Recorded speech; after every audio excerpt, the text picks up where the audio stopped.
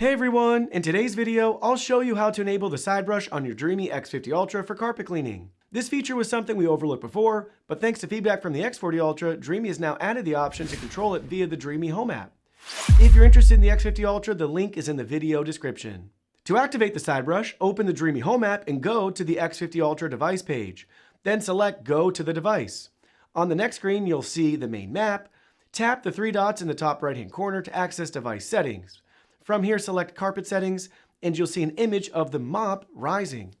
Tap the More Settings option at the top right, scroll to the bottom, and toggle Side Brush Rotates on Carpet setting.